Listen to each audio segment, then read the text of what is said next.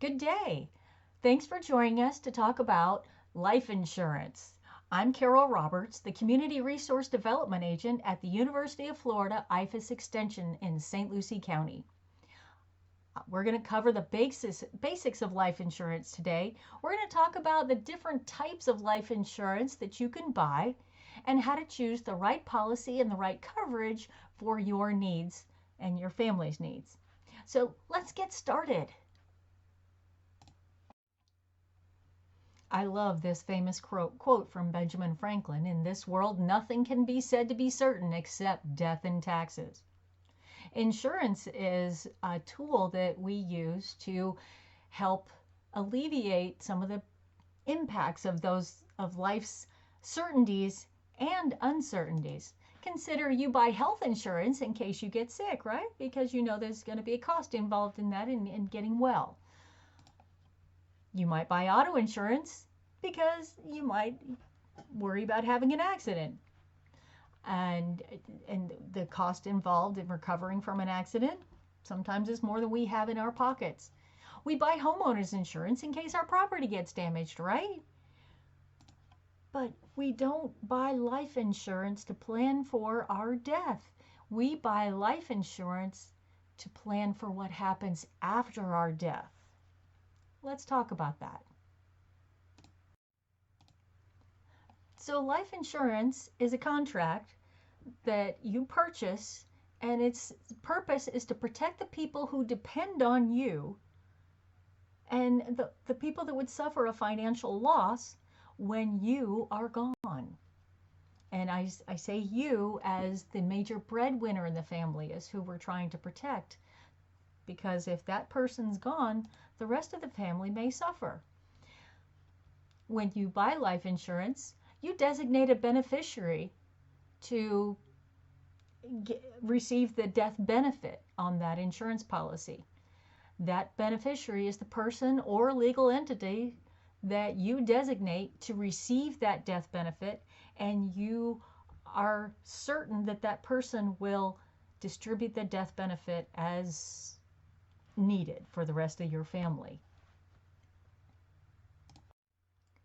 So as I mentioned, life insurance is not to plan for our death, but to plan for what happens after our death. So usually people buy life insurance to protect their children, a surviving spouse, a disabled relative, or maybe an elderly parent who relies on us and our income for their care. So it ensures that those dependent family members will be able to afford to live and maintain their current lifestyle and receive the care that they need after the breadwinner or the provider of those services is gone. What we don't want to do, or we usually don't do, is insure the family members who are not the breadwinners. Yes, it's a big impact if we lose a child. There's going to be funeral expenses and so much emotional heartache to deal with. However, if a child of the family is lost, it doesn't result in a loss of income going forward. And life insurance the purpose of life insurance is to cover the loss of income and the loss of care and help maintain a lifestyle that those family members have been used to. There are several reasons to purchase life insurance, and I guess you could guess a few of them by what we've already talked about. But yes, we don't buy life insurance to plan for our death, but for what's going to happen after our death, like perhaps the costly funeral expenses that our family may face, or other pressing debts like immediate car payment debts or other loans. Your death benefit actually is tax-free income because the premiums, the payments made for that life insurance, they're called premiums, those are paid with after-tax dollars. So the death benefit has already, according to the government, the death benefit has already been taxed. So the death benefit, when paid, should be tax-free. You can make sure that you have purchased enough life insurance to pay off an outstanding mortgage or other loans that would be difficult to pay if the breadwinner's income was lost. You can make sure that you purchase enough life insurance, enough of a death benefit to cover any housekeeping or childcare services so that a surviving spouse can go back to work, maybe even make sure that that person can pay for education to ensure that they're a viable member of the workforce. Perhaps that surviving spouse really needs to stay home or not work full time because of other family commitments. You want to make sure that your life insurance death benefit could cover the cost of that type of situation. And you want to provide your dependents with an emergency fund. If the major breadwinner's income is lost, there may be some outstanding expenses and future expenses that would be hard to deal with. So building an emergency fund or providing emergency fund for your family members is a smart thing to do. So how does this whole life insurance thing work? Well, like I mentioned, it's a legally binding contract between an insurance company, the insurer, and an individual, the insured person. In exchange for the payment of premiums, that insured has to pay a monthly payment or a scheduled payment to keep the policy in force. Those are called premiums. Then the insurer agrees to pay a specific death benefit, and the premiums collected from all policyholders are placed in an insurance pool. That's the nice thing, that insurance companies, some insurance policies can create their own income for you. So yes, the insurance company has to hold a certain amount of the premiums that are paid to them by their insureds so that they could pay out death benefits to a certain percentage of their customers instantly. That's a law. So they have to keep a certain amount of funds on hand to pay the death benefits. And then the money that they don't have to keep on hand to pay off those death benefits, that insurance company can invest in the stock market and other kinds of investment tools. They can't expend all of their funds in investment, but they can use those investments to build the strength of their company and perhaps provide you a little bit of income or inflate the death benefit or the value of your insurance policy, depending on the type of life insurance policy that you purchase. That may be an option for you. Just like you, the insurance company wants to make sure that they protect themselves from loss. So they want to insure low-risk people. If someone dies too quickly after buying an insurance policy, they haven't paid enough premiums for the insurance company to recover some of those dollars before having to disperse the death benefit. So they want to make sure that people live long enough to pay some of those premiums to cover the loss, right? That makes sense. So they're looking for low-risk people. So how do insurance companies determine who is a low risk? Well, there's a process called underwriting. It's the underwriter's job to make sure that the insurance company doesn't take on too much risk. So they want to know things about their potential insureds. They'll ask and want to know about your present health. How healthy are you? Do you exercise? Do you smoke? Things like that. They want to know about your past medical history. How healthy have you been? Have you had a lot of surgeries? Have you been taking care of yourself?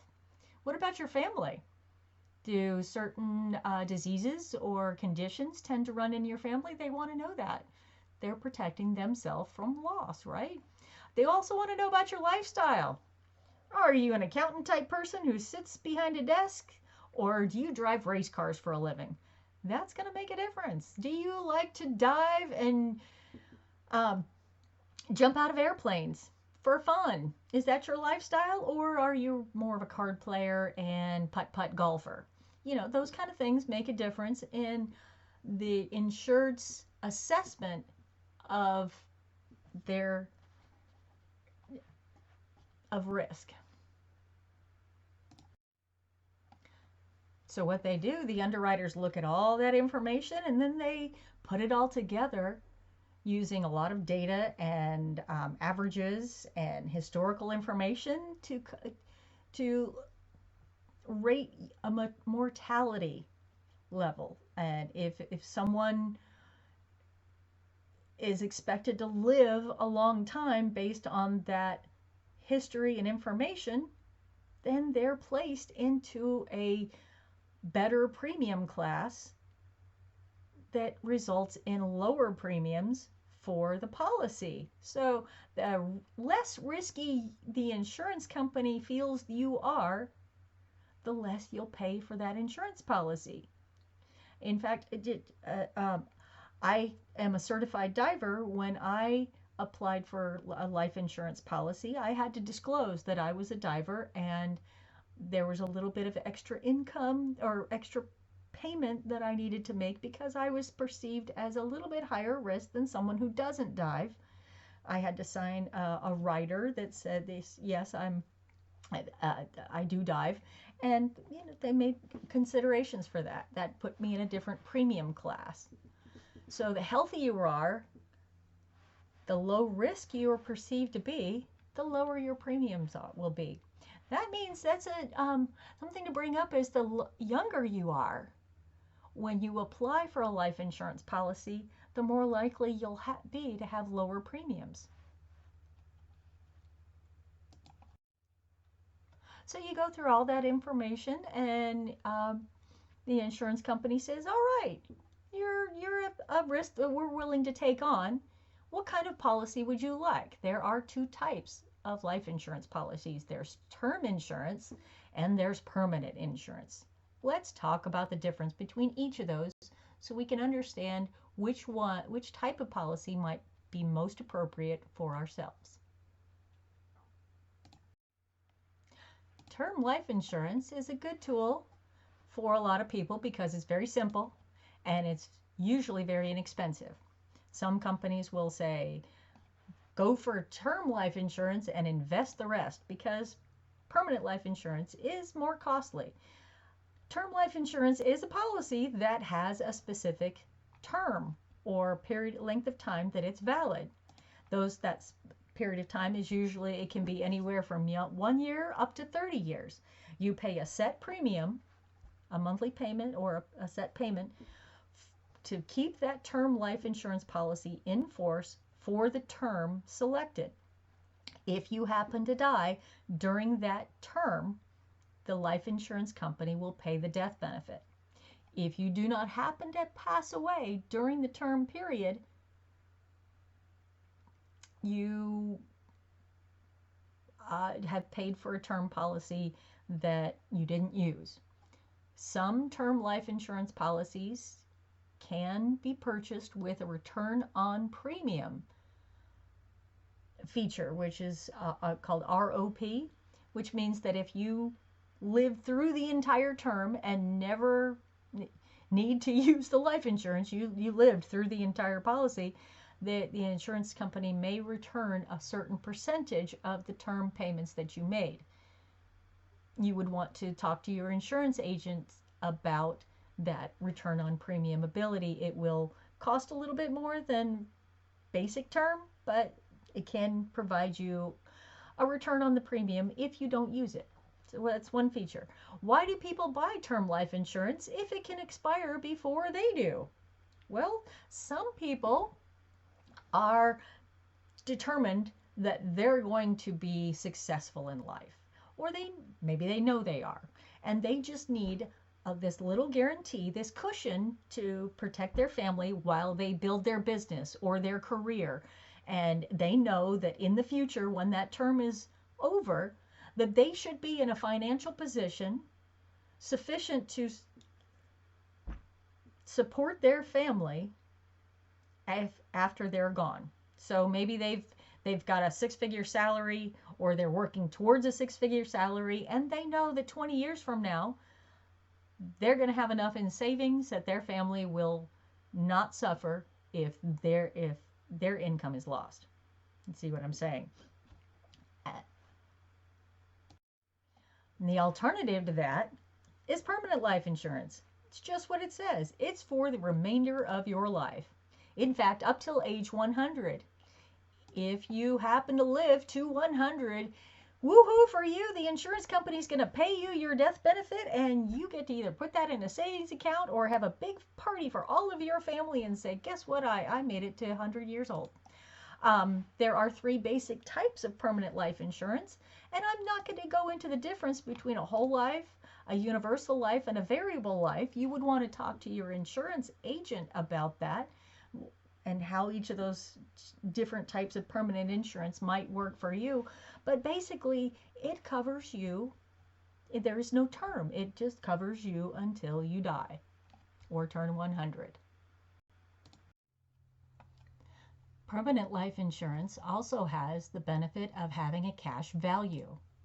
So as you pay your premiums and your insurance company invests, those investments and contributions inflate the death benefit and can actually help pay the premium for the policy depending on the type of policy you have. And as the death benefit increases because of that, you're allowed on some policies to take a loan out on your death benefit that you can pay back at usually a lower interest rate than your bank can provide. And if you happen to pass before the loan's paid off, then your death benefit's reduced by that loan amount, and it can be a way to get some extra income for perhaps a down payment on an automobile or home, something like that. So it is a tool you can use while you're still alive. And if you happen to be not interested in owning your life insurance policy anymore, you can cash it in for the cash value that it's accumulated. So there is an automatic return on premium like some term life insurance policies. So there is a cash value that you can retain while you're still alive. Also the dividends, those investments that your insurance company makes, they can come back to you, depending on the type of policy, as a quarterly or annual stream of income. So there are some different tools that permanent life insurance can provide.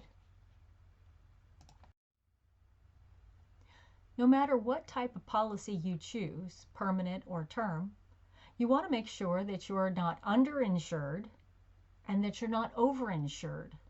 So things you might want to consider when you're looking at how much life insurance you should have, how much of a death benefit you should select.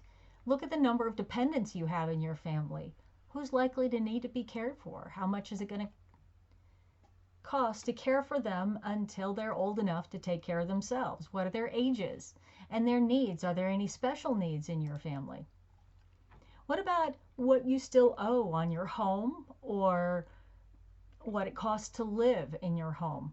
You might want to consider how it would cost to make sure that the rest of your family could pay that payment for a specific period of time, 6 months, 12 months, until they got on their feet. You also want to look at the balance of your mortgage and those loans. Could you pay them off? Could you purchase enough life insurance that loans could be completely paid off, auto loans, things like that, so you don't lose a car that you've invested a few years of payments into? Health insurance. Are you the insured, the health insurance provider through your employment? You might need to consider making sure there's enough for the rest of your family to pay for health insurance if you're not providing it for them.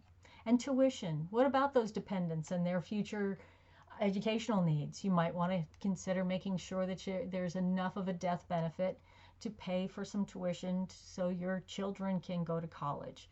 There's a lot to consider in the costs of these different factors, but it's good to think about it and then make sure that you have sufficient death benefit allotments to cover what you deem is important for your family's future.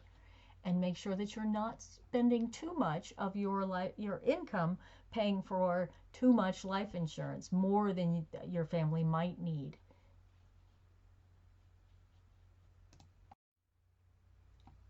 So we've looked at the purpose of life insurance, what it's supposed to cover, and the types of policies you can get. Let's talk about now, if you're sold on life insurance, where do you get it? Well, your employer may offer that it as a benefit. Several employers do. You may check with your HR department to find out if you have that benefit. But keep in mind, employers usually offer term policies that are canceled as soon as you leave that place of employment. So those, you may need to buy an insurance policy outside of your employer. Some insurance companies sell insurance through experienced agents, and you may find connections to those through your bank. You can look them insurance companies up through the internet. Your current health or auto insurance provider may also be connected with a life insurance company or life insurance policies. So you may check with them. But whichever life insurance company you go with, you want to make sure that you check the ratings of those companies, the stability of those companies at ambest.com. That's one of the best sites on the web to rate life insurance companies. So make sure you do your due diligence before you start paying premiums to a life insurance company. They do a great job, but make sure you're working with a reputable one. So, life insurance, I don't mean to bring you down. We all know that there's the one guarantee in life, right? So we now know we don't buy life insurance for ourselves. We buy it for the people we care about. We want to make sure that they're able to move forward if we're not there to support them. I love this image of the life insurance in place of the provider who's missing. So choose the type that suits your needs and your budget and your plans for the future. And then balance your investment to return. Make sure you're not overinsured and underinsured. Your insurance agent should be able to help you to find the appropriate balance there. If you have any questions, feel free to call your county extension office. I'm Carol Roberts, the Community Resource Development Agent at the St. Lucie County Extension Office. It's been my pleasure to talk to you about life insurance today. If you need any further information, scroll back to the beginning of this video, and my phone number and email are on the very beginning of this presentation. Would love to hear from you, and look forward to your comments. Thank you, and I hope you join me again for a future segment.